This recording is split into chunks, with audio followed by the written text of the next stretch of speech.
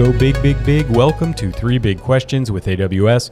I'm your host, Christopher Bell, and joining me today is Gino Bautista from Wizeline. Gino, thanks for joining us today. Thank you, Chris. Happy to be here. Let's jump right in with the first question. From your perspective, what's been a major challenge or disruption that's shaping media and entertainment right now? Oh, goodness. Where do I start? How much time do you have, actually? But I think it's a really exciting time for media entertainment. We are just coming out the other end of, the content wars, and we're now at a point where, everybody is now streaming their content. Preferences have been changing. They're not just watching on, televisions anymore. There's multiple devices, a lot of things with social media. Everyone's getting their content from social media in 9:16 formats. People are used to getting their content on demand. So there's been a real disruption of the traditional linear model, which we're all fully aware of. Sure. At the same time, too, broadcasters, studios, everyone has to still produce a lot more content to keep up with all the user-generated content. So preferences have been changing quite a bit. And also, when you create that content, how do you monetize it? Yeah. So a lot of those things are challenging, to many of the studios, the broadcasters, a lot of the media content creators. But I also find it an exciting time for new technologies to fill those gaps. So, for example, Wizeline ourselves are helping a lot of broadcasters figure out how to go from, for example, live broadcasts of sports, news, directly to social. A lot quicker, right? Because where are they going to get that content? If not from these broadcasters who have access to these feeds. So I think that's a really interesting thing that we can be doing right now with artificial intelligence that helps to streamline a lot of those broadcast workflows. And then just overall, with margin compression, revenue compression in the industry, there's a lot more efficiencies that need to be found among the studios and broadcasters. And so we're leveraging generative AI to try to help with a lot of those operational efficiencies. For sure, yeah. I think that's been a recurring theme here during the show, was that the distance between content creation, initial content capture, right, and actually getting out in front of an audience is just getting tighter and tighter. Whether it's features, entertainment, sports, news, all of those things, it's really compressing a great deal. Absolutely, and where they see it, right? Like being able to localize their content, being able to make it. And for example, in EMEA, they just passed new rules around accessibility. Yeah. So it's getting harder, for a lot of these companies to keep up with all these changes. Right. So how do you do that in an agile and an efficient way? Make sure that whatever you're broadcasting or producing can be seen on any type of glass, right? Whether it's someone on their phone, right, whether they're watching it at home, Right. Meeting those rules across a broad portfolio of devices is a huge challenge. And just even the different experiences, different aspect ratio, the audio characteristics, all of those things are adding challenge. Plus speed. It's always got to be as fast as possible. And there's a lot of people, that are behind it to make sure that you get the content that you want, that you're actually interested in, and you get it in a reliable way, right? So, there's a lot of challenges, but a lot of opportunities. Yeah, well, fantastic. My guest today, Gino Bautista, the Global Director of Industry Solutions at Wizeline. Tell us a little bit about Wizeline. Happy to. Wizeline is a professional services company. We focus on building custom solutions and integrating ISV solutions for our customers. We work with many of the top tier studios, broadcasters, media companies all around the world. We do a lot of nearshore development in order to deliver some of these solutions. We focus on direct-to-consumer streaming, supporting many of the top streaming platforms out there today.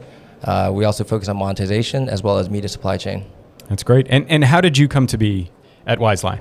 What was your journey there? Yeah.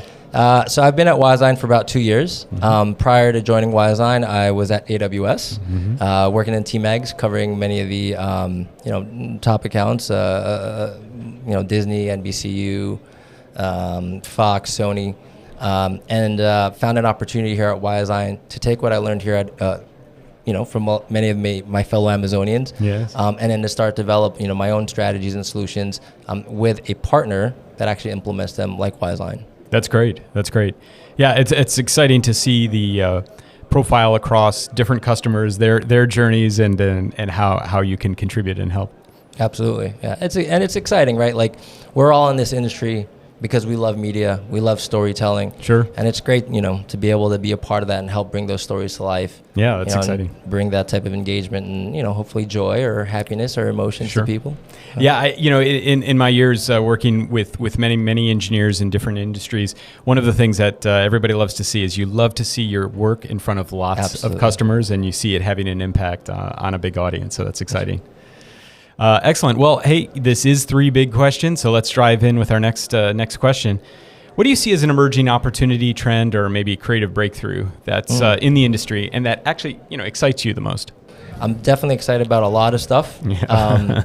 I will provide some answers, but not necessarily in order of what excites me the most. Sure. I think something that's really interesting recently is in the ability to repurpose content, take content like we said from live sports, and then to get that to audiences, but in a more personalized way, right? So it's not like traditional lean back television, right? People are going out there trying to find the moments that interest them the most, sure, right? And then maybe they're searching on social media feeds, maybe they're sharing it. So one of the things that we're working on, which is really cool, is how do we take those live like sports or news, localize that, use generative AI to streamline some of the content and broadcast production operations so they can start clipping some of these events and some of these feeds in real time and then start distributing them in 9:16 formats, and being able to do that at scale. So not everybody's getting the same content, depending on what club you're into, what team you're into, or even your preferences, and being able to do that leveraging generative AI, I think is a really exciting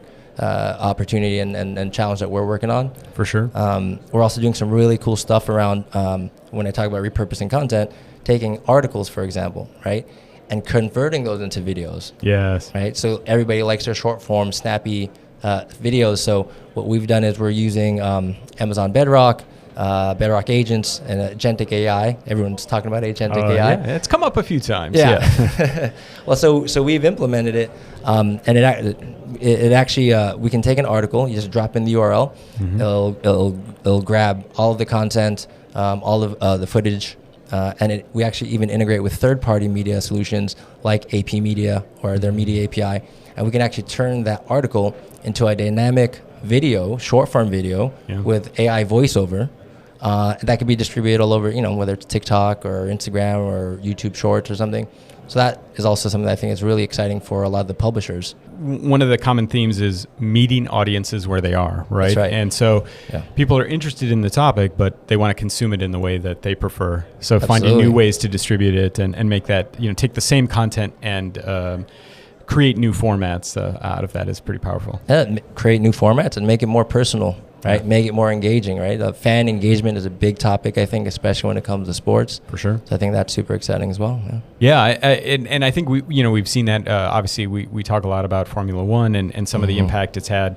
Netflix had such success with Drive to Survive, and how much that created stories of where people want to follow their favorite driver, they want to see that team, they want to know what that is, and that's a very different experience than just simply the broad. Broadcast. Seeing the races, right? Getting into their lives, right? Seeing what their morning routine looks like. Right. And also how the, just team dynamics and everything else. Those are the stories that make sports so compelling. It's not just purely the score, the end result. It's the dynamics that drive those activities. Well, you know what I love about Drive to Survive is just to see the competition and the friendliness of which drivers are friends and which aren't. Yes. Being able to follow your favorite athletes, or stars or celebrities, when they're on and off screen. For sure. For sure. Yeah. It's it adds a whole nother dynamic. Well, let's see. Can you give us a little bit of maybe a sneak peek of what you're working on at Wizeline right now? What our audience might be able to expect from Wizeline? Yeah, definitely. So one of the solutions that we've built, it's called WizeMedia Suite, or WizeMedia for short. It's a platform as a service, so infrastructure is code deployed into a customer's account. What it does is it supercharges production workflows by leveraging generative AI to assist anyone from journalists, editors, directors, in being able to analyze, tag, create highlights, clip, live stream, or also VOD assets. And then start to, like I mentioned earlier, repurpose them. And we're seeing a lot of really interesting use cases, with this type of technology, not just in creating content, but also more recently in streamlining operations. So, in the world of ads, there's a lot of QC that happened. So it's a really interesting use case we're working on to be able to leverage generative AI, which can actually, I like to say this, WizeMedia Suite has ears and eyes. So instead of having, humans reviewing a lot of this type of stuff, right, we can reduce the number of eyes on glass and leverage something like generative AI and WizeMedia Suite to then do some of those QC things. That's exciting. Where can our viewers turn to learn more about Wizeline? Yeah, if you're more interested to hear more, you can come check us out on www.wizeline. That's WizeLine.com.